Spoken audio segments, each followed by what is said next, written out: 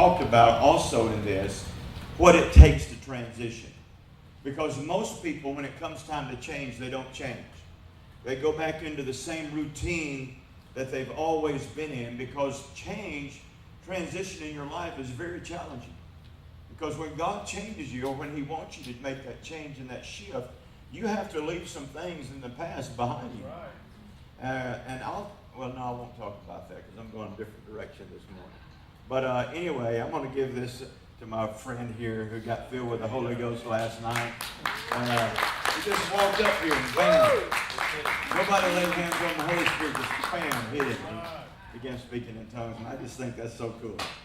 And I have another one here called the Apostolic Church Arising. Now this is for not for the faint of heart.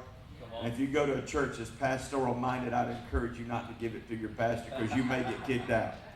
And but I believe that God is shifting the church from a pastoral paradigm into an apostolic paradigm that has a mindset of taking over, not taking off. And so that's very important. And so you can buy that one out there. You thought I was going to give it away, but I'm not. I'm only going to give one away, and that's because I just felt like doing it. I have another one here called Becoming the Voice of the Lord, with an emphasis on becoming. Because I don't think that we ever fully become the voice of the Lord until He gets here. And I always, when I get a word from the Lord, I submit it to people before I release it. First thing I do is I submit it to the character of this word. Because there's many voices out there, and every voice that we're hearing is not always from the Lord. And so it needs to be in the balance of this word. It needs to have the integrity of this word on it.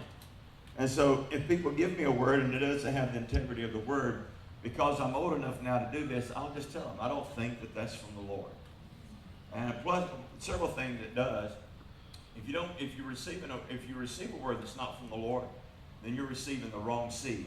Yeah. So if somebody gives me a word that's not from the Lord, I resist that seed so it doesn't germinate in me. Second thing it does, it helps that person become accountable for the word.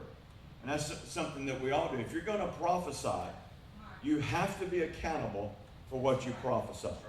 If you're not willing to be corrected when you prophesy, then don't open your mouth and prophesy.